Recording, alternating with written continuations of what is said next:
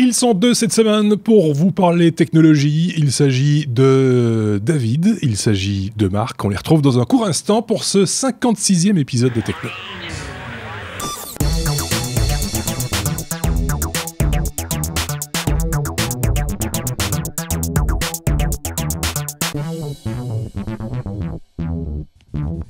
Ils sont là, je vous le disais, pour traiter leur actualité technologique de la semaine. D'un côté, il y a Marc. Salut Marc. Et puis de l'autre, je vous le disais aussi, David. Salut. David qui également suit l'actualité technologique de la semaine. On n'a pas de courrier des lecteurs cette semaine. Enfin, on a reçu du courrier. Il y a eu des avis à gauche, à droite, en particulier sur informaticien.be, suite à la sortie de notre deuxième hors-série consacrée au logiciel libre. Il y a quelques propositions également de logiciels dont on parlera certainement prochainement dans cette série de hors-série avec Sébastien. On y reviendra bien entendu. Sinon, pour le reste, on a des messages toujours de soutien sympathiques et autres. On vous en remercie et n'hésitez pas à nous poser des questions si vous en avez. On se fera un plaisir d'y répondre dans les meilleurs délais comme on a l'habitude de le dire. On commence donc directement ce 56e épisode avec notre abécédaire traditionnel et la lettre A. A comme Apple évidemment, et je peux passer directement la parole à Marc puisque tu vas nous parler de l'iPad Pro, Marc. Oui, tu aurais même pu faire l'intro en disant « Ah, comme aïe aïe aïe ». Aïe aïe aïe, oui. Parce qu'il est à peine sorti que notre iPad Pro, il a déjà un bug, et un bug assez gênant. D'accord. Dans la mesure où, une fois qu'il est chargé, il ne marche plus. Ça, c'est dommage. Voilà. Bon, je schématise un peu, je suis un peu réducteur, mais grosso modo, c'est ça. C'est une fois que l'iPad est branché. Alors, il y a deux bugs, en fait. Celui qui se produit le plus rarement, heureusement, c'est un problème d'écran tactile. Donc ça, on pense à une mauvaise série, à un problème matériel ou quoi, soit. On verra. Mais une fois branché, apparemment, il y a une sorte de court-circuit. L'écran tactile ne fonctionne plus. D'accord. C'est un peu gênant.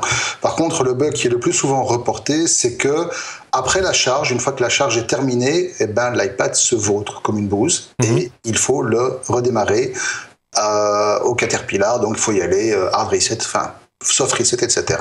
Donc Apple a reconnu le problème. La preuve, ils ont publié sur leur site toute la marche à suivre pour justement débloquer l'iPad. Ce n'est qu'une procédure. Ça ne fixe pas le problème. Au prochain chargement, il y a fort à parier que le problème va de nouveau se manifester. Donc maintenant, on attend de leurs nouvelles. Est-ce que c'est fixable par une mise à jour de iOS? Voilà, à suivre. Et donc pour l'instant... C'est pas top comme premier démarrage. Ouais, effectivement. Je sais pas si de ton côté, David, tu avais eu ce type d'écho ou non, des choses j'ai pas du tout suivi. J'ai pas du tout suivi parce que c'est un produit qui aujourd'hui pour moi a un peu de mal, reste un peu nébuleux, donc je laisse faire ceux qui ont trouvé leur utilisation. Moi, non, mais pour moi quand on met ce tarif-là, on n'achète pas un iPad, on achète un ordinateur. Ouais. Mais je suis peut-être encore, je l'avais dit au lancement de l'iPad aussi, j'avais du mal à comprendre déjà le principe de la tablette. Ouais. Depuis, c'est rentré dans mes habitudes, j'en utilise une, mais pas ça. Ouais. Et je suis très content d'avoir mon MacBook Pro pour travailler. Non, voilà. Donc je suis très très peu cette actualité. C'est pour ça que je l'ai laissé aussi très gentiment à Marc. Ceci dit, c'est un appareil qui rentre dans la gamme, qui peut rencontrer son public. On l'avait déjà dit ici au niveau professionnel. D'ailleurs, je tiens à le signaler, en Belgique, l'opérateur téléphonique Proximus communique par le biais de ses communicants, mais vers le business to business, communique beaucoup sur la sortie de cette tablette. Aurait-il quelques intérêts derrière? Mais voilà, c'est vrai que c'est un outil qui est plus ciblé vers certains professionnels dans certains domaines, probablement. Je sais pas si j'ai senti que tu avais un truc à rajouter, Marc, ou je me suis trompé. Non, disons qu'effectivement, je rejoins assez David dans le sens où c'est un appareil qui va pas être décliné en modèle d'utilisation pour le grand public. Depuis qu'il est sorti, alors je ne suis pas encore allé le voir, actualité oblige, l'Apple Store n'était pas disponible, mais j'ai visionné un paquet de tests, d'analyses, d'essais, de comptes rendus, de trucs de manipulation de l'appareil dans tous les sens. Effectivement, il apparaît que la niche sur laquelle cet appareil va se baser est vraiment très très très très très petite. Déjà le prix le positionne clairement de manière élitiste, et puis l'utilisation qu'on en a, à part les graphistes et à part vraiment ceux qui ont besoin d'une puissance brute. Mais alors, de nouveau, en ce moment-là, on se rabat sur un MacBook, quoi. Bon, on m'a beaucoup parlé des architectes. Je sais pas pourquoi. Les architectes seraient intéressés par ce type de. D'abord, ils ont la thune, ouais, effectivement. Exactement, je vais le dire, eux, ils ont les moyens. Mais parce que effectivement, il y a le stylet. Ça leur permet de prendre des notes, de directement faire des corrections sur des plans en étant sur site, paraît-il. Enfin voilà, moi je suis pas architecte, mais apparemment ça aurait vraiment son utilité, bien qu'il existe déjà par ailleurs d'autres outils professionnels en l'occurrence on connaît moins, qui leur permettent de bosser aussi. Ah, voilà, fin de la parenthèse concernant l'iPad Pro. On suit quand même ce produit parce qu'il fait partie de la gamme, soyons clairs, même si on a du mal à trouver de temps en temps son utilisation. C'était le cas aussi, rappelons-le, avec le MacBook simple. On s'est aussi posé la question et notre camarade Benoît nous avait éclairé sur ce sujet. Donc voilà, on se pose des questions. Si vous aussi vous posez des questions ou avez des débuts de réponses, n'hésitez pas à nous le faire savoir. On s'en fera l'écho avec plaisir. Allez, on passe à la lettre B. B comme plein de choses cette semaine, décidément. B comme bidule, par exemple. Voilà. B comme bidule. Marc, on commence avec ce e-sommelier. C'est une carafe, en fait, en quelque sorte. C'est pas en quelque sorte, c'est une vraie carafe. C'est une vraie carafe, mais c'est un peu réducteur de dire que ce n'est qu'une carafe. Pourquoi ? En fait, le e-sommelier, c'est une carafe connectée, alors une carafe à vin connectée pour les professionnels. Je mets d'entrée de jeu l'accent sur le mot professionnel, oui. Parce qu'à moins d'être passionné par le vin, vous allez quand même devoir à peu près sortir 2000 boules pour une carafe à vin. Voilà. Okay, ouais. Alors, la e-sommelier, donc, qui est construite par une société qui s'appelle eFavin, société américaine, est en fait une carafe à vin connectée au cloud. Mm-hmm. Rigolez pas, qui est censé révolutionner en fait la consommation de vin en restaurant. Pourquoi ? Si vous avez un tant soit peu d'affinité avec le vin, vous savez qu'un bon vin doit s'aérer. Oui. Ça permet aux arômes de se dégager. Il y a une série de réactions chimiques qui s'opèrent au moment où l'air entre en contact avec le vin et ça bonifie l'arôme, ça permet au vin de respirer. Mais ça prend un certain temps. Généralement, une bonne bouteille s'ouvre 1 à 2 heures avant le repas. Comme ça, elle a le temps vraiment d'exprimer tous ces arômes. Mmh. Ici, en fait, la création de ce bidule, en fait, procède d'une frustration du fondateur de la société qui se demandait mais pourquoi ça prend aussi longtemps ? Et donc, lui s'est mis en tête de mettre en place un système qui permet d'oxygéner le vin en 1 minute. Ah oui. Alors, il passe par toute une série de techniques. On va pas détailler on va pas aller dans le détail. On vous mettra le lien si ça vous intéresse. Il y a la vidéo, il y a toutes les explications. Mais ce qu'il faut savoir, c'est qu'en fait, ça fonctionne par une mise sous pression du vin. Mmh. La diffusion d'un air filtré extrêmement pur sous forme de microbules. Et donc, ça va permettre d'aérer le vin. Je ne sais pas si ça va voir le même résultat. Maintenant, vu le prix, j'imagine qu'ils ont quand même vérifié la chose avant de le mettre sur le marché. Ouais. Et la connexion au cloud, via une application Android ou iOS évidemment, permet justement de se baser sur des profils qui correspondent au cru que vous voulez bonifier, que vous voulez aérer. Et donc, vous versez le vin dans votre carafe. Il y a différents types de carafes qui sont fournis pour les différents types de vins. Ouais. Et vous vous connectez avec votre petite application, vous sélectionnez le vin que vous voulez aérer dans la liste et automatiquement, l'appareil va démarrer le processus d'aérage, de bonification, etc. Et votre vin est censé être prêt en 1 minute à déguster dans les meilleures conditions possibles. Alors, je n'ai pas testé. Ouais. Évidemment, vu le prix du bidule, vous comprendrez bien on fait des sacrifices, mais il ne faut pas exagérer quand même. Je préfère déboucher la bouteille 2 heures avant. Ben voilà, je suis dubitatif, franchement. Ouais. Je peux comprendre à la rigueur dans la restauration où sur des délais très courts, quelqu'un choisit une bouteille, on ne peut pas attendre 2 plombes avant de pouvoir servir le vin de monsieur ou de madame. C'est un peu compliqué. Donc, je peux comprendre qu'on cherche des solutions pour accélérer le mouvement. Je suis désolé, je ne suis pas un grand spécialiste de vin, ni un grand... c'est pas mon truc, le vin, soyons clairs. Mais si j'étais j'étais spécialiste en vin et je prendrais le temps de le consommer, ça fait partie du plaisir aussi, je pense. C'est comme d'autres choses, il faut un peu patienter, je suis pas super convaincu par l'utilisation d'un outil qui tout d'un coup accélère la nature et fait en sorte qu'on a les choses plus vite. prenons le temps de consommer les choses, quoi. C'est un plaisir. Voilà, quoi. Ce serait intéressant sur un bidule pareil, même si on fait rentrer dans le podcast quelqu'un qui n'a absolument, a priori, pas de background technologique, mais quelqu'un comme Eric Boschman, ancien premier sommelier, et lui poser la question, ce que lui pense, lui qui justement vit le vin au quotidien. Oui, je sais, ça serait comme Jean-Pierre Coff qui parle du jambon, ça serait un massacre. Moi, je connais mieux Boschman, et je peux te dire qu'il va t'envoyer promener, ça c'est clair. Non, mais et Coff aussi, à mon avis. Mais il le fera peut-être plus gentiment. Donc voilà, mais c'est un outil. Enfin, on avait dit un petit peu la même chose par rapport à ces caves à vin qu'on peut mettre dans un appartement. Hein, et finalement, bon, ça fonctionne aussi. Et ça coûte très cher aussi, hein, il faut le reconnaître. Il faut déjà être connaisseur en vin, déjà pour avoir l'usage, je pense, et déjà avoir pas mal de bonnes bouteilles, donc du budget. Donc tout ça va de pair. Enfin, c'est bien de savoir que ça existe et qu'il y a des gens qui travaillent là-dessus et que certains peuvent même gagner leur vie avec ce genre d'objets connectés très particuliers, il faut bien le reconnaître. 2000 boules, hein, on le rappelle quand 2000, même. Oui. Enfin bon, si c'est pour ouvrir une bouteille qui vaut le même prix... Ou pour la ruiner complètement, ou pour si tu veux ruiner un Château Lafite en 10 minutes, tu Exactement. peux... Voilà. Évidemment, pour un Coca, pas besoin de ça. Ouais. On va avancer, Marc, puisque je te laisse la parole encore pour ce B comme bidule, pour parler de Tiny Arcade, c'est quoi ? Alors c'est un projet Kickstarter, c'est le projet Kickstarter marrant de la semaine. Ce sont des gars qui se sont amusés avec des petits bouts de circuit basés sur du Raspberry à développer des bornes d'arcade typiquement identiques à celles qu'on trouvait dans les salles, les Luna Park dans les années 90, mais qui tiennent dans la main. D'accord. C'est-à-dire que vous avez un kit qui est microscopique, voilà, on le voit sur l'écran. Si vous avez la vidéo.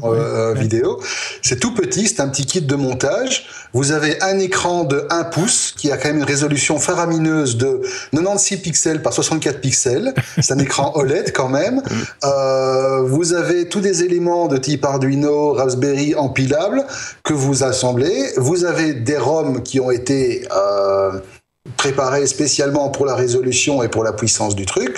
Vous avez des boutons, vous avez une petite manette, un petit joystick, et ça vous permet de faire tourner des ersatz de jeux du style Space Invader, Astéroïde, Outrun, etc. Donc tous les jeux qui nous ont fait dépenser des fortunes dans les salles de jeux quand on était plus jeune. Alors c'est totalement improbable, c'est totalement what the fuck, on aurait pu le mettre dans les what the fuck, mais je trouve ça vachement sympa, c'est un petit bidule que j'ai envie d'avoir rien que pour le fun. Ben oui. Je sais pas, et franchement le truc, ça a du succès. Parce que la limite de funding sur Kickstarter était mise à $25,000. Ils sont déjà à $44 533 au moment où je vous parle. Et il reste encore 21 jours pour backer le truc. Donc si vous avez envie de vous offrir un truc improbable, mais vraiment marrant et fun, allez-y. Moi, je trouve ça c'est vraiment rigolo. Bon, là, c'est vraiment rigolo. On voit que c'est prototype encore. Hein. Enfin, c'est prototype, oui, effectivement. Mais bon, vous recevez un kit à assembler vous-même. C'est plutôt rigolo. Pour les collectionneurs qui n'ont pas beaucoup de place. Ouais, parce qu'effectivement, là, tu peux vraiment les empiler, quoi. Mais bon, il faut aussi vous dire, pour l'instant, le truc est encore en développement. Les jeux doivent être adaptés, etc. Il y a 4 ou 5 jeux maximum. Hein. Espérez pas faire un Luna Park complet avec ça. Ouais, non, c'est clair. Mais ceci dit, au prix du mètre carré dans les grandes villes. Au Japon, ça aurait beaucoup de succès. Par exemple, même à Bruxelles. Hein.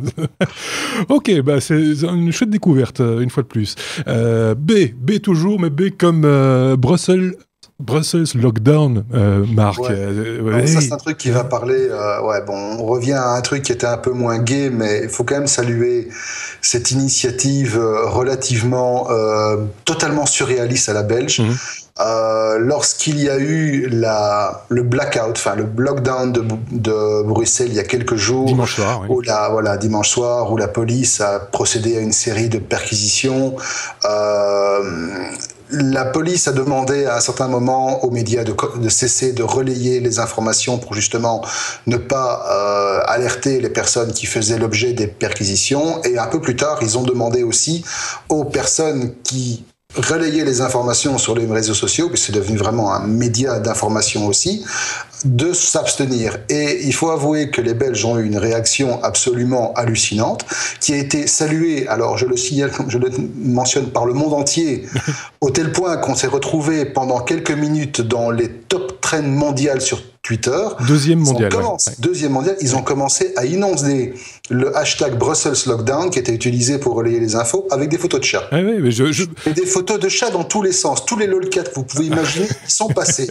Une photo du chat d'Iran, c'était hallucinant. Non, il y a eu de tout, je peux en parler avec plaisir, parce que je pense que j'ai fait partie peut-être de la première centaine de personnes qui ont commencé à envoyer des chats. C'est un bruxellois néerlandophone qui a commencé simplement en envoyant juste un tweet, parce que ça s'est passé essentiellement sur Twitter, en disant plutôt que de donner des informations aux terroristes, envoyez plutôt des lolcats, quoi, et en envoyant une photo de chat. Et quelqu'un lui emboîtait le pas, et puis d'un, il y en a eu d'autres, et puis certains se disent mais qu'est-ce qu'ils ont tout d'un coup envoyé des chats, et très vite, et c'est là qu'on voit que les réseaux sociaux commencent à prendre en maturité, c'est que les gens se sont rendus compte qu'en fait il fallait faire du bruit pour justement étouffer. Si quelqu'un d'aventure pour faire le malin voulait diffuser une information en disant la police est dans telle rue machin avec une photo, pour qu'il soit noyé dans un brouhaha de chats en fait, et je pense que les tweetos l'ont tous bien compris. Alors, sans doute qu'il y en a encore qui sont passés au travers en se disant moi je envoie des chats comme je vais faire comme tout le monde,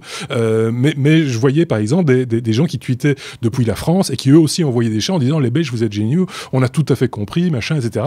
Certains politiques français également qui emboîtaient le pas, et ça a pris des dimensions, mais à un moment donné on ne savait plus retrouver la genèse du truc, parce que c'était vraiment très impressionnant. Je pense que c'est le premier exemple du genre, peut-être qu'il y en aura d'autres dans l'avenir, enfin on espère dans des situations plus rigolotes peut-être, plus agréables, mais en tout cas je trouvais que c'était assez c'était remarquable. Parmi tous les événements qui s'étaient passés, en plus je pense que tout le monde avait besoin à un moment donné de se lâcher un petit peu, et c'est tombé juste au bon moment, et je le répète, je pense que par rapport aux événements de janvier de cette année avec Charlie Hebdo, ce qu'on voit aujourd'hui sur les réseaux sociaux me paraît plus mature en tout cas dans la manière d'utiliser les réseaux sociaux, et ça c'est plutôt positif, c'est plus sain également. Plus sain, oui. Donc voilà, mais il fallait qu'on en parle aussi parce que c'est high-tech, c'est le web, et il fallait qu'on en parle. Je sais pas si toi, David, t'avais suivi ce chapitre où tu en avais entendu parler. Ouais, j'en ai entendu parler. Maintenant, je ne cache pas que je ne fais pas partie de cette communauté. Non, je suis pas Twitter déjà à la base, et puis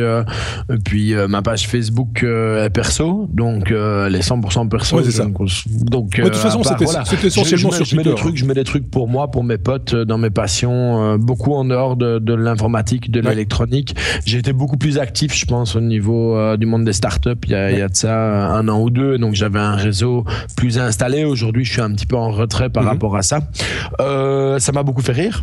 Donc ça, il y a un moment où il faut quand même. Moi, j'étais un peu plus spectateur que acteur. Ça m'a beaucoup fait rire, tout comme tout comme les mèmes qui circulent.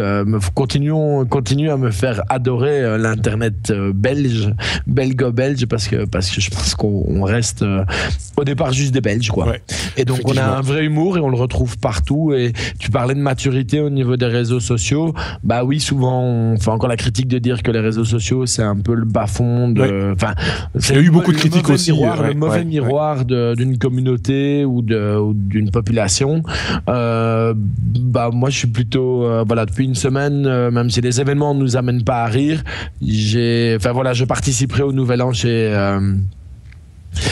qui n'est pas chez moi, voilà, parce que quelqu'un m'a invité, quoi. Et donc voilà, c'est très belge, c'est très belge. Après, il y a toujours des récupérations, donc moi, ça m'ennuie un petit peu, parce que cette histoire de chat a été récupérée après les événements, et c'est toujours un peu con. Mais voilà, je pense que personne n'est dupe non plus. Non, on s'en sort bien, il faut que ça continue comme ça. Pour fermer la parenthèse et pour conclure cette petite histoire, il y a eu encore un fait malheureux à Roubaix, il y a un jour ou deux, on enregistre le jeudi, une prise d'otage qui n'a strictement rien à voir avec les affaires terroristes qui nous occupent le plus pour l'instant.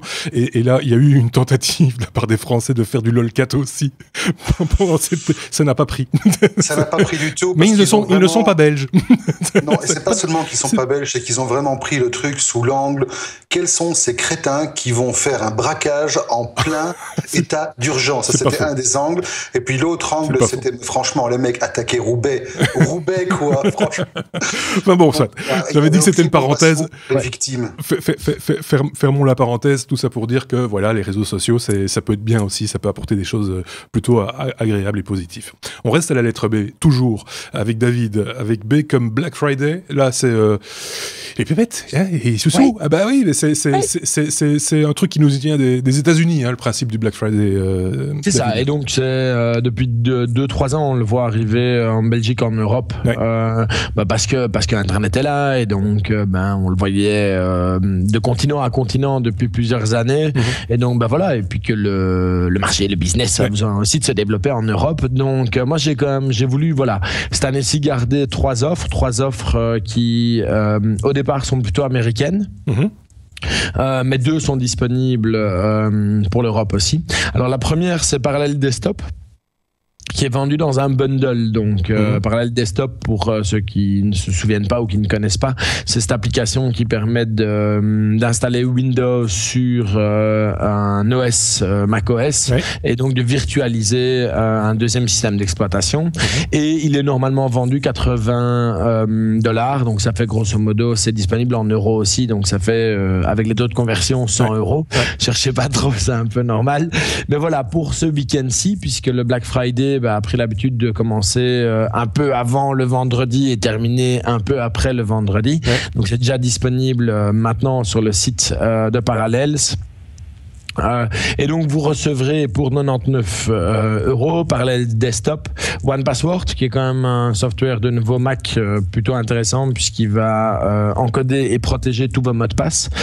Evernote Premium. Donc en quoi est-ce que Evernote est un software gratuit, mais il y a 1 an d'abonnement qui est fourni pour les services premium. Camtasia, c'est un software qui permet de faire de la capture d'écran et un montage après la capture d'écran. Pocket, c'est la petite application de lecture en différé qui est aussi en version premium, donc avec 1 an d'abonnement. PDF Pen Pro 7, qui est une application de retouche et de travail de fichiers PDF. Et puis encore 2 petites applications en plus, c'est Parallel Access et Snagit, qui est donc Parallel Access, c'est un système qui permet d'accéder à son Mac à distance à partir d'un appareil iOS ou d'un autre Mac ou PC. Et Snagit, c'est un logiciel de capture d'écran. C'est entre guillemets le petit frère de Camtasia, mais il n'y a pas de logiciel de montage, il n'y a rien de tout ça. Donc voilà, donc c'est pour vous donner un petit peu une idée. Il y en a pour 430 € de software quand vous les achetez seuls, et vous les payez aux alentours des 100 € pour le moment. Donc s'il ne fût-ce qu'un des softwares vous intéresse, dans la plupart des cas, vous faites une bonne affaire. De manière générale, parce que là c'est un exemple, des bundles comme ça, il y en a régulièrement. Il faut un peu se renseigner et peut-être s'abonner à certains sites qui sont plus spécialisés dans les bundles Mac, parce que c'est souvent pour Mac. Mac ou Linux. Linux aussi. Tout le logiciel, il y a pas mal aussi. Ici c'est un exemple, il devrait y en avoir d'autres. Moi j'ai aperçu des trucs où c'était bundle à la fois du iOS et du OS X. Il y avait un peu des deux, avec des prix qui étaient divisés par 2, par 3, enfin voilà, à suivre quoi. On reste chez toi, David, parce que au niveau Black Friday, il y a aussi d'autres promotions du côté hardware cette fois. Du côté hardware, et la première vient des États-Unis et limitée aux États-Unis, puisque c'est Best Buy qui le fait. C'est donc une des grosses chaînes d'électroménager aux États-Unis qui fait une réduction sur l'Apple Watch. Et donc si vous regardez, si vous avez le visuel, vous voyez qu'il y a d'autres promotions aussi. Moi, ce que je voulais soulever, c'est que c'était quand même la première fois qu'on voyait des promos, dont l'Apple Watch Sport avec un discount de $50 et toutes les autres Apple Watch à $100. Donc ils savent pas le faire sur leur propre marge, c'est impossible. Donc Apple est d'office au courant et Apple est d'office participant là-dedans. Donc est-ce que c'est l'objectif d'Apple de booster un petit peu les ventes parce qu'ils vont devoir à un moment annoncer le nombre de ventes au niveau des Apple Watch, mais de manière plus discrète que de le faire dans les Apple Store? Est-ce que c'est un aveu de demi-échec? Vous savez que moi, c'est un produit avec lequel j'ai un petit peu du mal, tout ce qui est Watch en général. Donc voilà, ça amène une petite réflexion de mon côté qui est peut-être complètement fausse, mais je me pose des questions. Je me demande s'il n'y avait pas eu le même genre d'effet il y a quelques années, mais c'était avec Amazon, il me semble, où Amazon avait proposé des remises très particulières sur des produits Apple. où on savait aussi que c'était pas habituel parce que Apple fixe ses prix et que voilà, s'il y a remise, en général, c'est par remise d'un bon d'achat sur autre chose. Enfin, il y a différentes manipulations possibles, mais en l'occurrence, des remises sèches, c'est rare. C'est très très rare, quoi. Et je me demande si c'est pas avec Amazon ou un autre revendeur sur Internet, et je ne sais plus sur quel produit c'était. Je me demande si c'était pas simplement des iPods ou quelque chose dans ce goût-là, mais c'était très surprenant et ça avait effectivement boosté quelque peu les chiffres. Ça avait un petit peu, voilà. Best Buy, c'est pas non plus non, c'est pas un petit vendeur du coin. Ouais, c'est ça. Ils sont un peu bien installés. Donc, enfin, on verra. Tant mieux si ça leur permet d'écouler leurs produits. Et si c'est juste pour faire une promo, j'ai envie de dire que pour nos amis américains, c'est plutôt une bonne nouvelle, quoi. Effectivement. Bonne nouvelle également pour Marc, qui attend ça depuis longtemps. C'est OnePlus qui s'inscrit aussi dans le principe du Black Friday, mais pas en faisant des remises de prix, en laissant les gens acheter. C'est ça. C'est un peu particulier. Je trouve ça une super bonne nouvelle. Ouais, c'est-à-dire que pour ce week-end-ci, et donc c'est déjà valable ce soir, il n'y a plus de système d'invitation. D'accord. Donc tout le monde peut commander tous les produits pour autant qu'ils soient disponibles. Oui, c'est ça aussi. Attention que pour le moment, le seul qui est en rupture avant l'enregistrement, c'était le OnePlus One. Ah, donc oui. c'est pas non plus. C'est pas celui sur lequel on va jeter. C'est ça. Ouais. Mais donc le OnePlus X, par exemple, il est dispo. Lui, il est dispo en version classique. Hein, donc pas en version céramique. Il y a 5 modèles de version céramique qui ont été mis en vente, mais en vente aux enchères pour des bonnes œuvres. Donc voilà, donc c'est pas mal. Et alors, à côté de ça, OnePlus fait 10% de réduction, ce que je trouvais un peu chiche, sur leurs accessoires de la gamme actuelle. Par contre, ils font 90% sur les accessoires qu'il leur reste pour les OnePlus One. Ouais.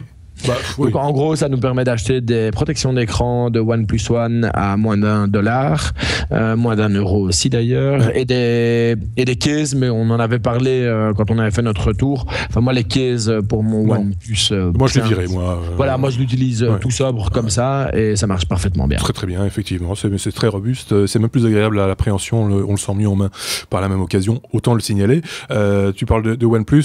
Évitez peut-être les câbles USB. Il y a une critique sur les câbles USB-C proposés par OnePlus. Apparemment, ils sont pas aux normes, paraît-il. Bon, ils s'en sont défendus, mais dans l'absolu. C'est pas qu'ils sont pas aux normes. Alors faut éclaircir tout de suite. Ça fonctionne en tant que câble USB-C pour leur téléphone qui n'accepte pas la charge, le fast charge. C'est ça.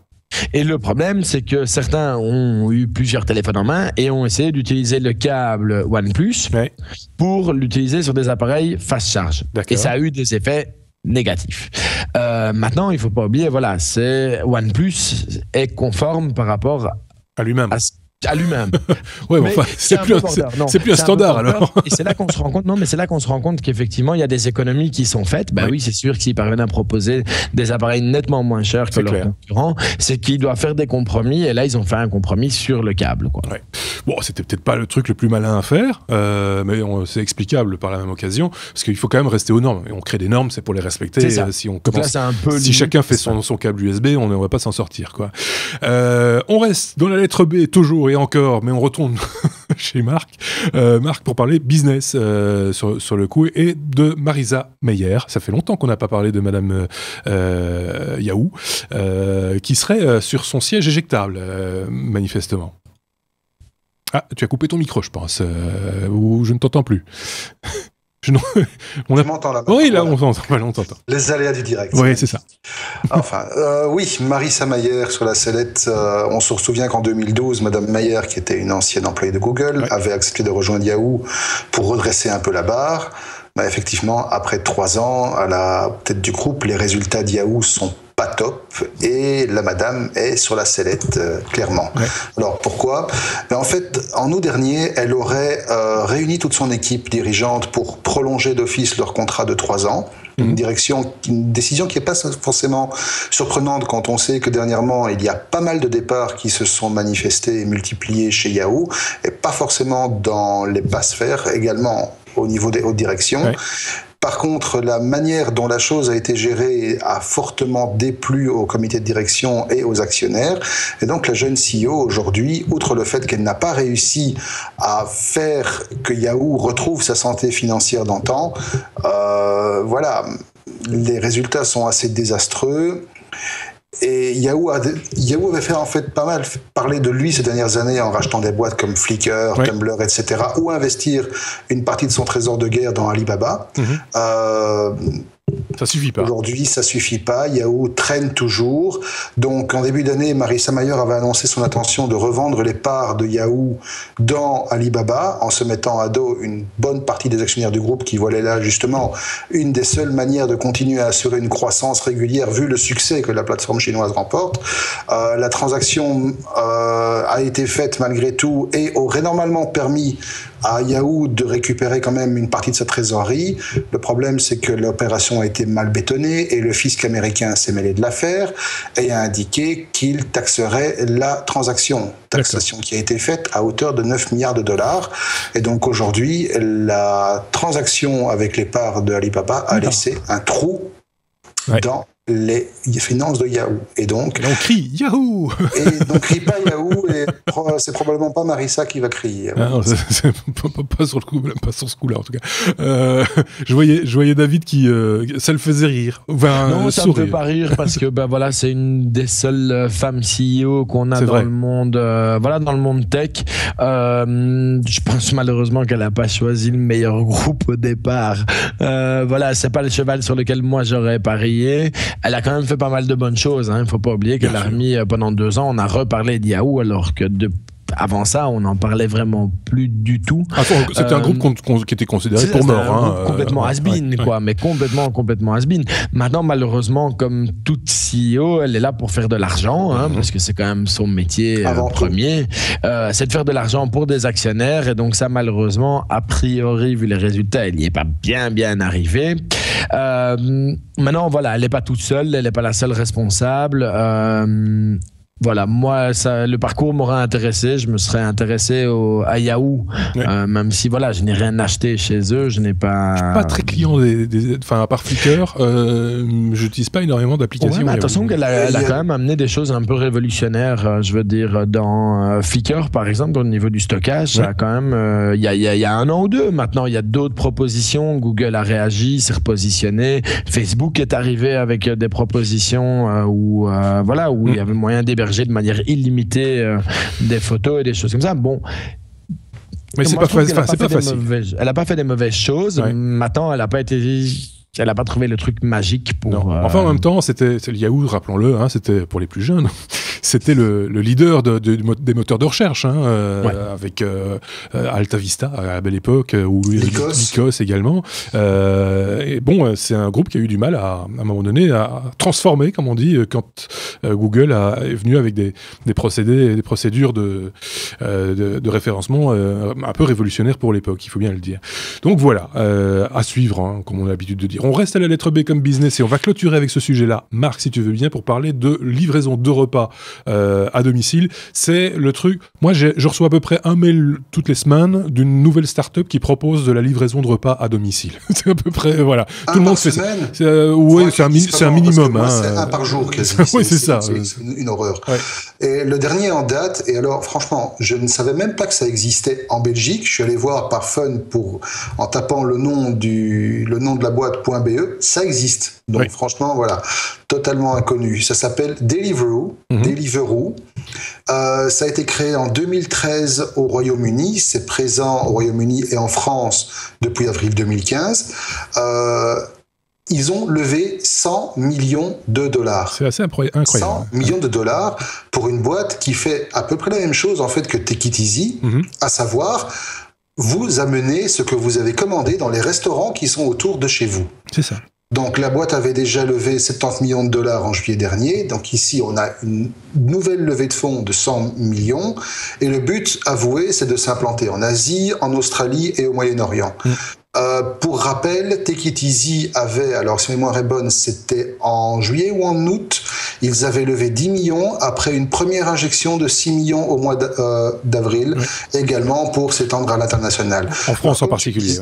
Alors comme tu le dis, on reçoit régulièrement des noms de start-up qui se lancent dans le domaine. Ça a l'air d'être la nouvelle licorne magique. Je ne sais pas si ça va... Comme d'habitude, il y a beaucoup d'appelés, peu d'élus. Ça me fait un peu penser à toutes ces startups il y a quelques années qui se sont mis à vendre des rasoirs en kit et des rasoirs en kit et des rasoirs en kit et finalement il y en a un qui a survécu plus ou moins bien. Donc quelque part ici, on va voir aussi quelque chose qui... Voilà, il y a quelque chose qui est bizarre, je ne sais pas mettre le doigt exactement dessus, mais il y a une tendance qui est un peu irrationnelle. Oui. Et alors, le truc qui m'énerve, parce qu'il y a toujours un truc qui m'énerve là-dessus, c'est que tant Take It Easy, qui a levé quand même, on le rappelle, à peu près 25 millions de brousouf, et ici, comment est-ce qu'il s'appelle encore? J'ai oublié. Deliveroo. Qui viennent quand même, qui ont quand même levé en tout à peu près 200 millions de brousouf, ils sont pas foutus de livrer chez moi. Dieu. J'habite à 10 km de Bruxelles, ils sont pas foutus de livrer chez moi. Mais c'est quoi, bon Dieu? Ben si, ils ont commencé par les communes par ordre alphabétique, t'es pas prêt d'être livré. Non, c'est toujours la même... Oh, ça va.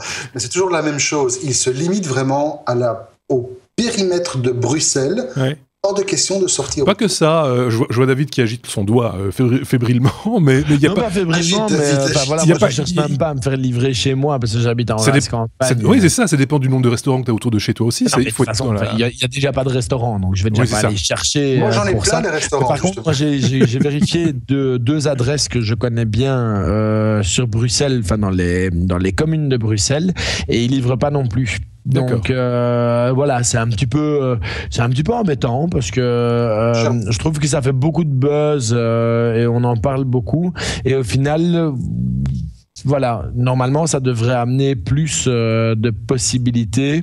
Ici je viens encore de tester une adresse à Woluwe-Saint-Lambert. Donc Woluwe-Saint-Lambert, c'est quand même la définition pour moi même de Bruxelles. Il y a un potentiel financier important, c'est dans les communes les plus riches et nous sommes désolés, nous ne livrons pas encore le 1200. Donc ça veut dire que toute la commune est bannie et donc voilà. Donc j'ai l'impression que les bases de données sont un petit peu pauvres et que bah oui, ça marche pour les Bruxellois qui habitent 1000 Bruxelles, quoi. D'accord. Mais 1000 Bruxelles, moi je vais moi-même au restaurant. Oui, c'est ça. Je ne fais pas livrer. Surtout qu'ils annoncent grosso modo un temps moyen de livraison de 32 minutes.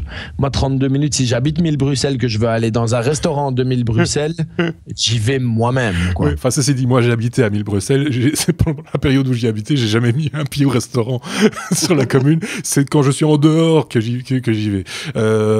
Précision pour nos amis français qui nous écoutent ou qui nous regardent, Woluwe-Saint-Lambert, c'est tout à fait à l'opposé de Molenbeek, mais ça, Molenbeek, tout le monde connaît bien maintenant, je pense.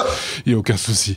On peut passer peut-être à la suite. À la lettre C, on va accélérer un tout petit peu parce qu'on a déjà pris beaucoup de temps sur ces deux premières lettres, c'est quand même assez incroyable. Lettre C, c'est comme chargeur, David, pour parler d'un chargeur, bah, ça aurait pu être à la lettre A, remarque, hein, pour parler du chargeur Apple, parce que finalement, c'est pas un mauvais chargeur. En fait, voilà, c'est pas moi qui le dis, c'est Ken Shirif qui est un ingénieur de Google. Donc c'est un monsieur un petit peu sérieux. Moi j'en avais déjà entendu parler l'année passée parce que c'est un monsieur qui s'amuse à acheter des copies de chargeurs et à les démonter. Il avait fait le coup l'année passée sur le chargeur d'un iPad parce qu'il était un petit peu exaspéré du tarif demandé par Apple. Oui, c'est vrai. Et donc vu que son métier c'est d'être ingénieur, il s'était dit je vais ouvrir un officiel et un pas du tout officiel acheté pas cher sur Internet, et je vais les comparer. Et ici il vient de faire le deuxième épisode puisqu'il vient de le faire avec celui d'un MacBook Pro Retina, et si je vous montre le mien en vrai, je peux pas parce que mon ordinateur est en charge, mais il est dans un état lamentable, et donc je me posais la question, tiens, entre un truc à 90 € où il y a une pomme et un truc à 15 € sur eBay, ben on voit la différence. Si on a la vidéo, voilà. Il y en a un qui est soudé avec les pieds. Et... Non, il y en a un en fait où on se rend compte qu'il y a nettement moins de composants. Oui, déjà, il y a 2 fois moins de composants dans le copier. Alors ça amène des choses qui sont un peu dangereuses, c'est-à-dire qu'il n'y a pas de contrôle, il y a pas de contrôle de contrôleur. Donc ça veut dire que s'il y a une tension qui est un petit peu plus élevée à un moment, une surcharge, ben ça prend directement dans la batterie de mon ordinateur. Ouais. Et au prix où coûte la batterie, bah oui, le chargeur est cher, mais la batterie est encore plus cher.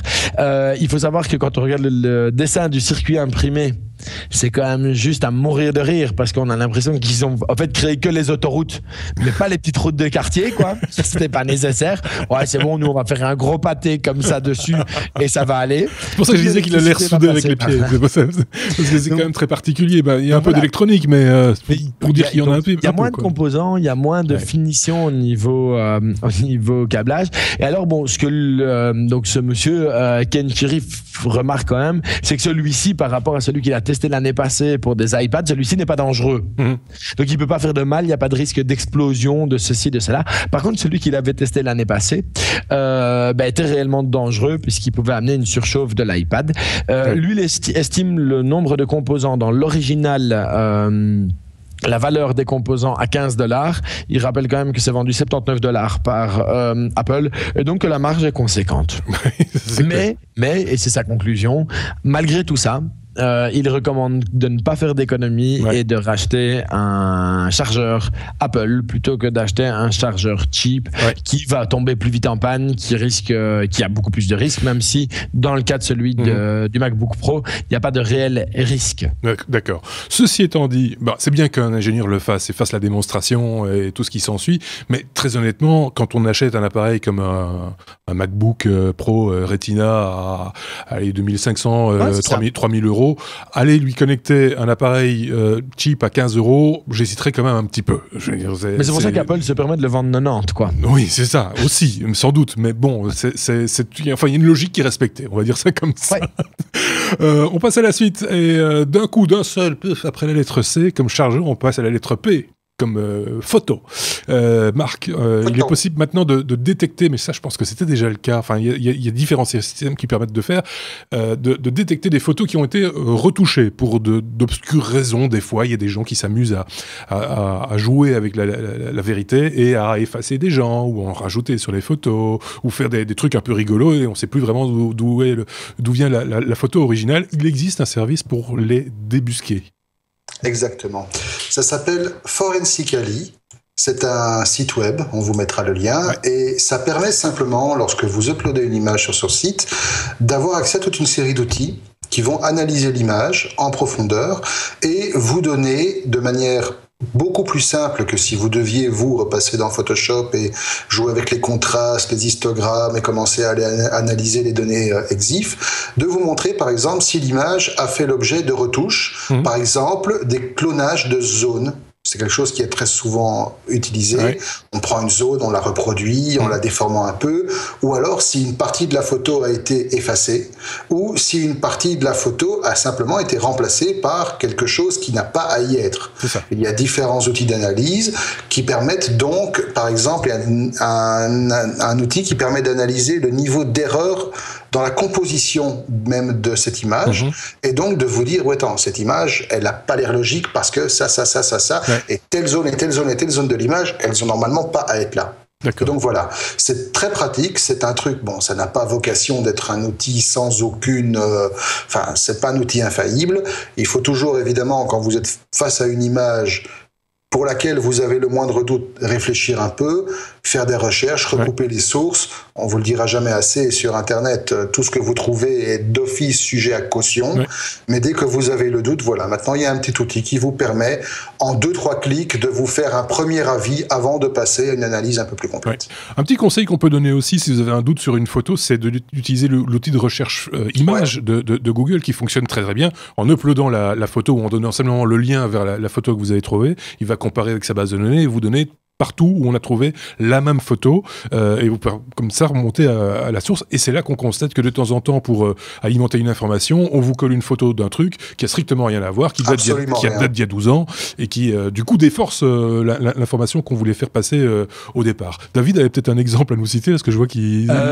Oui, mais pas par rapport à la retouche de photo, mais il y a eu le passage en gare du Midi dernièrement d'un chargement un petit peu particulier, et pour ceux qui connaissent la gare du Midi, de nouveau il faut être à Bruxelles pour savoir à quoi ressemble la gare du Midi. C'était strictement impossible que la photo qui avait été utilisée soit la gare du Midi, puisque c'est une gare de ville, et que la photo qui avait été utilisée était une gare de campagne italienne, si je me souviens bien. Et donc voilà, c'était un convoi sur lequel il y avait des chars, quoi, c'était pour vous donner un peu l'idée, c'était un peu l'arrivée des chars. Et l'autre truc que moi j'ai vu, on peut pas vous le montrer sur la vidéo malheureusement parce qu'on l'a pas prévu du tout, on improvise un peu sur le coup, mais vous la retrouverez sans grande difficulté, c'est le porte-avions belge. C'est-à-dire que c'est la photo en fait d'une barge sur la Tamise sur laquelle était posée pour une exposition un avion, et quelqu'un s'est amusé à rajouter le drapeau belge sur le truc, mais c'est juste une barge avec un avion dessus, et donc c'est devenu le porte-avions belge. Bon, allez, ça c'est plutôt rigolo, c'est pas vraiment de l'info, donc ça c'est plutôt rigolo. Mais c'est toujours intéressant effectivement de retourner à la source et de retrouver un petit peu l'origine des choses, ça permet de mettre les choses un petit peu en perspective. On passe à la lettre R comme Raspberry, qui souhaite la bienvenue au Raspberry Pi 0. Ça c'était la bonne nouvelle de la journée, j'ai vu ça, c'est pas plus tard qu'aujourd'hui, hein, ce jeudi, le jour d'enregistrement. Il est tout petit, hein, mais il a l'air tout sympa. Mais il est tout petit, il est aussi sympa que le Raspberry Pi original, puisqu'il va être aussi puissant et il est pas cher. C'est la première fois qu'il descend en dessous de la barre des 5 €, je pense. $5. Oui, $5. Ça fera pas 5 €. Ça fera pas 5 €. Voilà. Enfin bon, c'est quand même pas cher. Tous les spécialistes du Raspberry européen et principalement francophones l'ont annoncé clairement. Ouais. Il faut oublier, ce sera pas 5 €, mais ça devrait tourner aux alentours des 7-8 €, ce qui en fait quand même pas du très cher, mais c'est 50% de plus que le prix qu'ils auront en dollars. Mais ceci dit, moi je l'ai vu offert avec la revue sur le Raspberry Pi. MacPi. MacPi, mais ils sont déjà en rupture de stock. C'était un numéro qui comptait proposer à 6 pounds. C'est ça. Et donc ça fait aux alentours des 8 €. Mais donc il était quasiment gratuit et c'est parti très vite. C'est ça.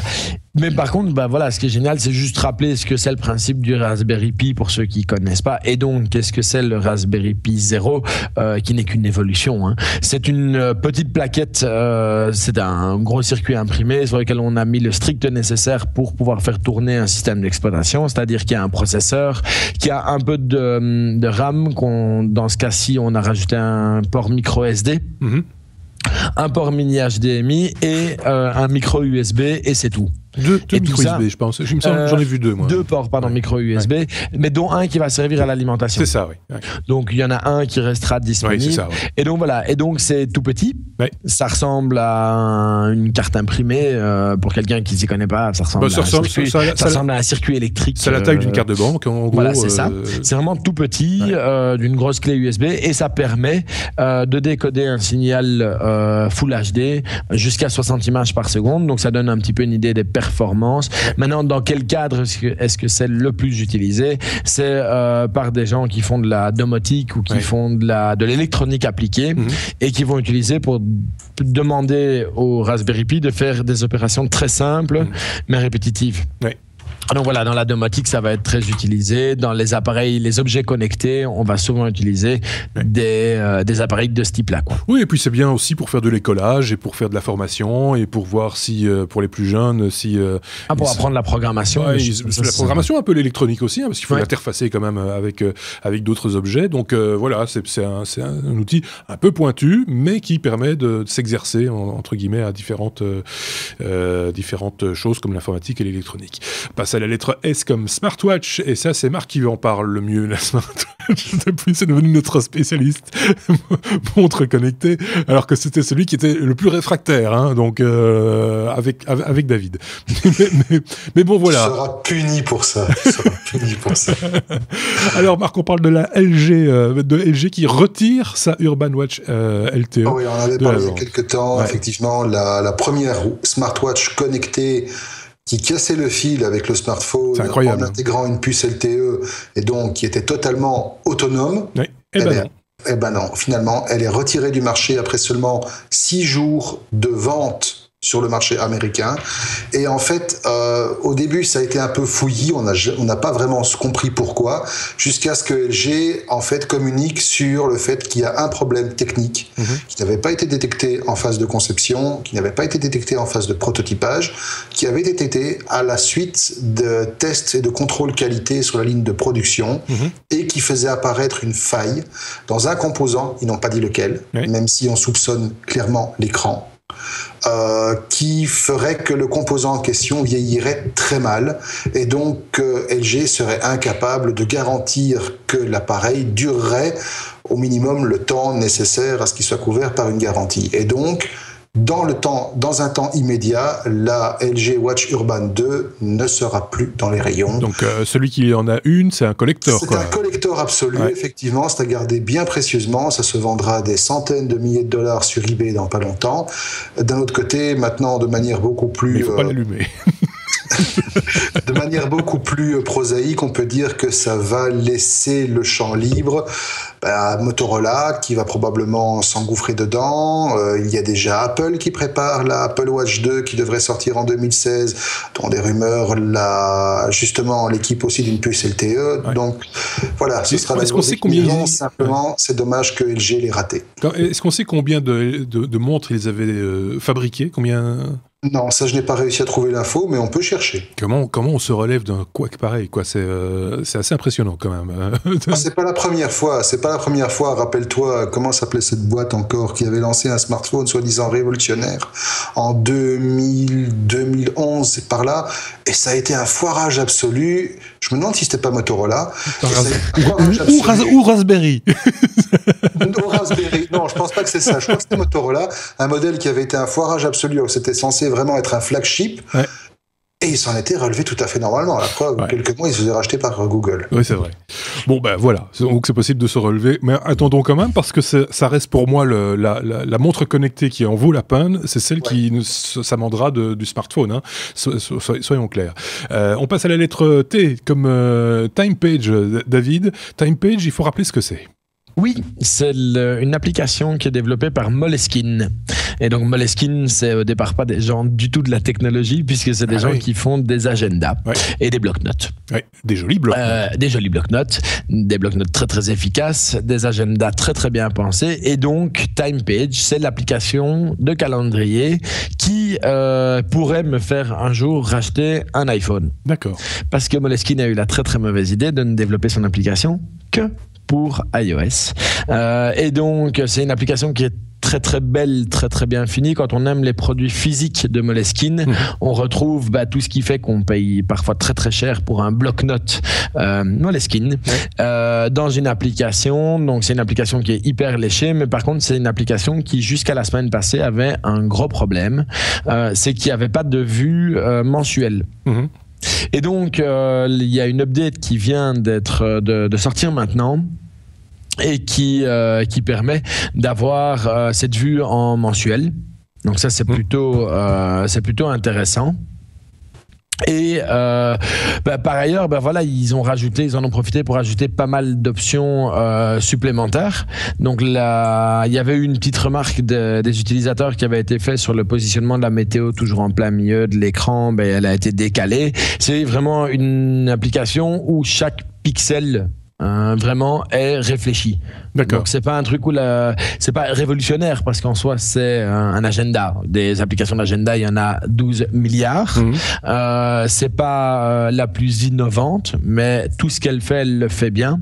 Elle permet des switches d'affichage qui sont très intelligents et qui sont ergonomiques. Donc c'est pas des trucs où on doit aller se perdre dans 12 000 menus. C'est aussi pour ça pour le moment, le développement se fait principalement sous iOS, et c'est une des rares applications d'agenda qui est payante et qui se vend bien dans le monde de iOS. Puis c'est une application qui est facturée 4,99 €. Maintenant, voilà, s'il y a un taux de satisfaction énorme au niveau des utilisateurs, il y avait vraiment cette remarque qui revenait systématiquement, qui était OK, on veut un calendrier avec une vue mensuelle. Et donc ils l'ont fait, alors que Moleskine travaillait beaucoup plus sur la vue en liste. Oui, c'est ça. Qui est au fait, au final, beaucoup plus ergonomique quand on a pris l'habitude, quand on a fait le switch mental. Surtout dans un petit appareil, sur un petit écran. Donc voilà, c'était un petit peu les remettre en avant. C'est vraiment une très très belle application. Si vous avez 5 € à perdre sur le store, l'App Store, faites-vous plaisir. Honnêtement, je pense pas que vous le regretterez. Ok, on va passer à la lettre W qui normalement conclut nos numéros, mais il y aura encore il y a un one more thing après avec la lettre X. La lettre W comme what the fuck, Marc, on parle d'une panne, et pas une petite panne, c'est à Orly, une panne causée par Windows 3.1. Alors là, il faut qu'on m'explique.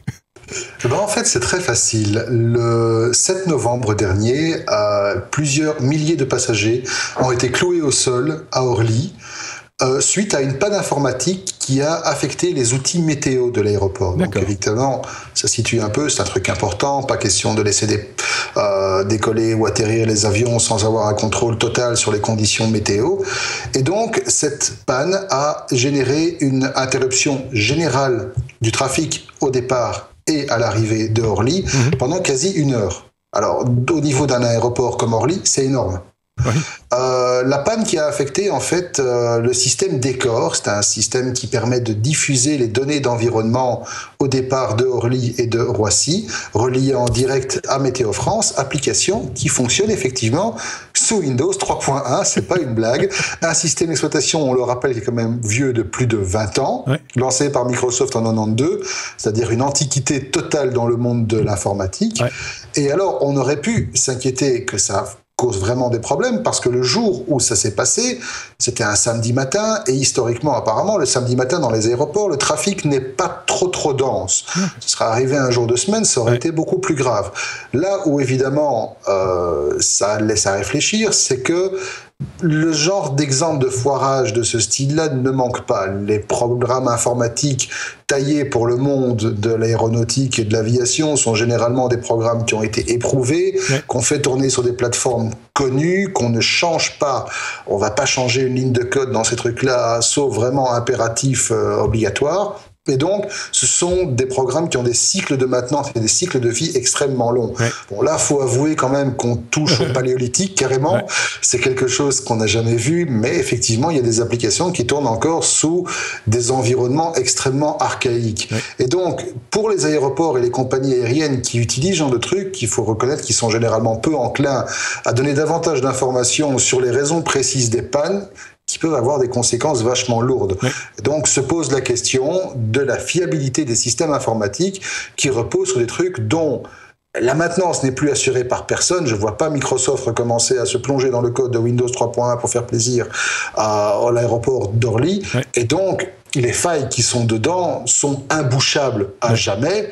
On se rappelle d'ailleurs que dans cette perspective-là, United Airlines avait, il n'y a pas si longtemps, il y a quelques mois je crois, proposé aux meilleurs hackers une récompense de plusieurs millions de dollars pour pouvoir simplement qu'ils pointent les doigts vers les failles des systèmes qu'ils venaient de mettre en place et qui eux étaient tout neufs. Ceci dit, ça m'étonne pas, comme tu disais, des applications qui ne sont pas mises à jour, qui n'ont pas besoin d'être mises à jour, tournant sur des OS qui sont stables ou stabilisés du moins, qui ne sont pas interfacés avec d'autres machines qui restent, qui sont autonomes en quelque sorte. Pourquoi pas ? Je pense que c'est en astronomie, il existe encore des applications qui tournent aussi sous Windows 3.1, qui sont des calculateurs pour calculer la course des étoiles, etc. Des choses qui ne changent pas fondamentalement. On a rarement vu une étoile se barrer en courant en disant youpi, tralala, et qu'on ait besoin d'un super calculateur pour la retrouver. Non, c'est des choses relativement simples qui peuvent tourner et qui tournent sur les machines. Alors après, on est tenu au hardware qui va-t-il encore tenir longtemps et voilà, donc après c'est un autre problème. Mais voilà, pourquoi pas finalement, on peut comprendre que quelque chose qui fonctionne, on ne le remplace pas. C'est plutôt économe comme manière de faire. Toujours dans la lettre W, alors là c'est un truc que moi j'ai pas compris, mais j'ai pas bien suivi. Ça s'est passé sur Facebook. C'est un garçon qui s'est inventé un nom, ou c'est vraiment son nom, et qui a diffusé sa photo et son passeport sur Internet, mais qui a un nom très particulier quand même, Marc. Alors ça a été un mystère, effectivement, énormément de gens sont tombés dans le panneau. C'était un buzz. Disons tout de suite, c'était un buzz. C'était quelque chose qui était peut-être trop gros pour être vrai. N'empêche que le nombre de personnes qui y ont cru, à commencer par Facebook lui-même, est assez colossal. En fait, le monsieur en question a créé un profil Facebook avec son nom, puisqu'effectivement, Facebook, on sait, ils sont très sourcilleux et très pointilleux sur le fait d'utiliser des pseudos. Normalement, c'est pas autorisé. Donc, il a créé le nom, un profil à son nom, Fuck That Bitch. Non, c'est pas une blague. Le monsieur, ça c'est un Vietnamien apparemment, enfin un Australien d'origine vietnamienne, s'appelle Fuck That Bitch. On voit son passeport, voilà. Et donc pour prouver effectivement son identité, il a fourni à Facebook une copie de son passeport après que son profil ait été supprimé à de multiples reprises. On se rappelle aussi d'ailleurs que dans le même cadre, il y a quelques mois, une utilisatrice dont le prénom était Isis. Désolé pour ses parents, ils avaient bu ce soir-là, je sais pas. Son compte avait été bloqué parce qu'on se rappelle, Isis, c'est un des noms qu'on donne à l'État islamique. Voilà. Et donc, Fuck That Bitch s'était vu refuser et fermer son compte plusieurs fois. Sauf qu'en fait, derrière Fuck That Bitch, il y a un monsieur qui s'appelle Tin Lee, qui est australien, qui a voulu jouer avec Facebook et voir jusqu'où Facebook allait s'entêter à appliquer ses propres règles, parfois en dépit du bon sens. Ouais. Et en fait, voilà, tout ça a été un buzz pour pointer les incohérences d'un système qui est parfois totalement outrancier et qui part en vrille pour des choses totalement légitimes. Mais derrière ça, il y a effectivement des gens dont le nom peut prêter à des consonances équivoques et qui se voient jeter sans le moindre explication parce que Facebook, dans ses règles quelque part, a décider que c'est pas possible. Ça peut pas fonctionner. C'est pas quoi. Enfin, mais c'est vrai qu'en même temps, c'est quand même tiré par les cheveux, quoi. Enfin, il n'empêche que ils y ont cru. Ouais. Ils y ont cru dur comme fer. Ouais, le type s'est fait jeter régulièrement jusqu'au jour où il a fourni cette photo. Ouais. Et là, on lui a foutu la paix. Oui, c'est ça. Bon, effectivement. David, toi, t'avais vu passer l'info, évidemment. J'avais vu passer l'info, ça m'avait fait beaucoup rire. Il faut savoir que ce monsieur s'est permis, après, parce qu'il est actif sur les réseaux sociaux, de critiquer ouvertement la manière dont ça avait été repris par les médias. Il dit aussi sur différents autres réseaux sociaux qu'il en veut un petit peu aux médias qui en ont fait le buzz, et où il utilise des mots qui sont vraiment pas très sympas pour les gens qui ont relayé l'histoire. Ouais. Il confronte toujours le fait de contrôler l'information ou pas, parce que lui il l'avait, mais en même temps c'était le seul qui l'avait, et c'était tellement, c'était une histoire tellement bête. Oui, c'est ça. Il a un prénom, il a un nom. Désolé pour lui si c'est un peu difficile. Il faut savoir qu'a priori, même parce que d'autres médias ont vraiment fait des recherches, même si il s'appelle réellement Fuck That Bitch, puisque c'est comme ça que nous on le prononce à l'européenne. Oui, il faut savoir que, étant donné ses origines, ça devrait se prononcer Foudabik. Oui. Et Foudabik, en soi, ça n'amène rien de très discutable. Et voilà, donc ça a fait beaucoup de buzz pour rien. C'est bien la preuve qu'il y a des gens qui ont besoin, quoi. Donc voilà. Ouais, c'est vrai. On en aura parlé comme ça. Exactement. Et même dans ce podcast, ce qui est relativement rare, il faut le dire. On termine avec toi, David, et la lettre X, je le disais, X comme Xiaomi. Oui, Xiaomi qui a annoncé 2 nouveaux produits. Donc Xiaomi, vous le savez peut-être, c'est une marque que j'apprécie beaucoup. C'est une marque, quand j'en parle, je le rappelle à chaque fois, elle n'est pas disponible en Europe. En tout cas, pas de manière officielle. Il faut toujours passer par de l'import. Maintenant, Xiaomi ou Mi, on en avait parlé déjà avec la petite caméra qui est la copie parfaite de la GoPro, la I, qui était vendue moins de 100 € pour un produit qui est dans la gamme chez GoPro, vendu aux alentours des 250 €. Ils viennent d'annoncer 2 nouveaux produits, une phablette. Oui. Qui est vraiment dans l'air du temps, puisqu'on retrouve du quad-core, du 3 Go de RAM, du 15 millions de pixels, de la stabilisation optique, du 16 ou 32 Go d'espace de stockage avec 3 Go de RAM, une batterie de 4000 mAh dans un appareil qui est à peine plus épais que le OnePlus, qui est une autre marque que j'apprécie. Donc c'est vraiment un appareil qui est complètement dans l'air du temps et qui est proposé entre $140 et $172 en Asie. Il faut savoir que vous allez le payer, si vous le faites importer, vous allez le payer aux alentours des 250 €. Ça en fait un très très bon appareil. Alors je rappelle que et pour lui et pour la Mi Pad 2 dont je vais vous parler juste après, il faut être attentif parce que c'est encore du matériel qui est un peu prévu pour les bidouilleurs, puisque les ROM, donc le système d'exploitation, n'arrive que en anglais ou en chinois. Ouais.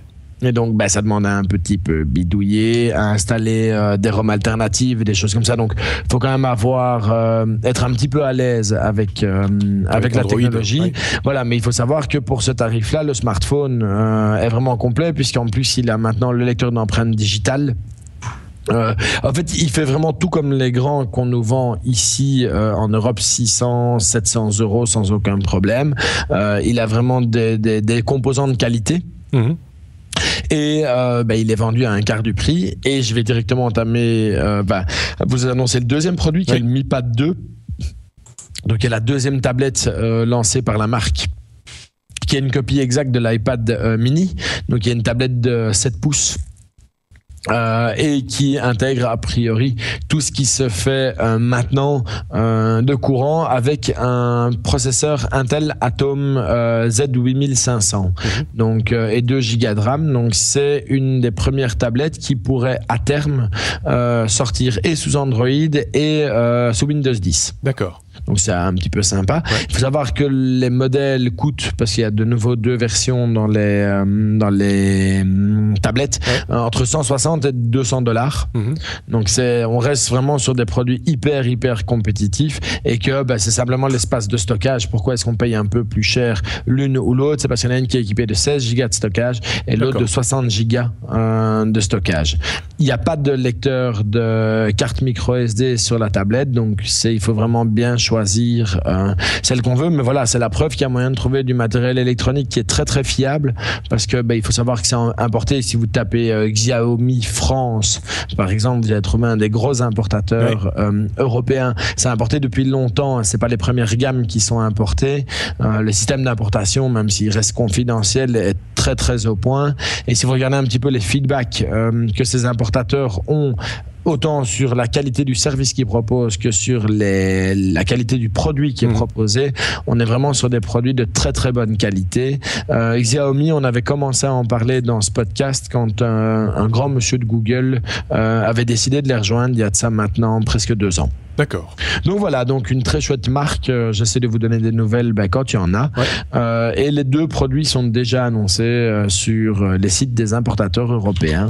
Donc si vous avez envie de bidouiller un petit peu et que vous connaissez pas cette marque-là et que vous cherchez du matériel efficace, performant et pas trop cher, parce qu'on sait très bien qu'au niveau au niveau garantie, c'est toujours un peu plus compliqué, ou en tout cas le stress peut être plus élevé. C'est faisable avec des produits comme ça. Ben voilà, des bons produits, des bons produits. Après, chacun voit un peu, mais a priori, c'est pas des mauvais produits. Il faut juste un peu avoir envie de bidouiller. Ça peut arriver aussi. Il y a des gens qui veulent pas du tout, il y en a qui veulent bien, et c'est peut-être l'occasion aussi. Moi, je me rappelle les premiers Xiaomi que j'ai vu arriver, ils étaient achetés par eBay. C'était le canal de diffusion possible, c'était eBay. Et puis les choses se sont installées un petit peu différemment. Effectivement, ce que vous entendez, c'est clap, là, ce sont les grosses touches du gros clavier mécanique de Marc, parce que Marc a un clavier mécanique. Voilà. Mais c'est pas un test qu'il nous propose, il l'utilise tous les jours. Oui, non, et simplement, j'étais en train de faire une petite recherche pour vous, parce qu'effectivement, le genre de matériel dont David vient de nous parler, il y a d'autres alternatives pour le prendre chez nous, comme par exemple, si vous vous rappelez bien, le site Geekbuying, où on peut trouver toute une série de matériels, dont certains sont shippés d'Europe, et donc ça fait tomber les coûts. Ça fait baisser parce qu'il n'y a pas les frais d'importation. Voilà. Et dans ce cas-ci, pour les Xiaomi, ça vient d'Espagne. Voilà, donc c'est possible aussi de l'avoir au prix de base, quoi. D'où les tic-tic-tic, voilà. D'où les tic-tic-tic. C'est ce qu'on ferait pas. Enfin, c'est plus des tac-tac-tac, mais bon, ça... Tout, si tu veux aussi. Bon, voilà, c'est un numéro qui était un petit peu... il y a du contenu, et tant mieux. Si vous avez raté un truc, revenez en arrière. Qu'est-ce que vous voulez que je vous dise? C'est l'avantage d'un podcast, c'est qu'on peut le réécouter plusieurs fois si on a loupé un truc. On peut sauter des parties aussi quand on n'aime pas, c'est possible aussi. N'hésitez pas à nous faire savoir quand vous aimez pas, si vous avez des questions sur des produits dont on a parlé ou des informations, et sur des hors-séries que vous voudriez voir apparaître dans les jours ou les semaines ou les mois à venir. Bientôt, on vous parlera de Wi-Fi, puisque on nous avait posé une question lors d'un précédent numéro. Quelqu'un nous avait posé une question concernant comment bien organiser son réseau Wi-Fi. On répond à cette question dans le prochain hors-série. C'est promis. Du hors-série consacré au logiciel libre, il y en aura encore, consacré à la domotique, ça s'en vient, mais l'année prochaine, et plein d'autres choses aussi, dont l'Apple TV, on en reparlera aussi, la nouvelle version, la version 4. Merci à Marc, et merci à David, et à très bientôt. À bientôt, au revoir.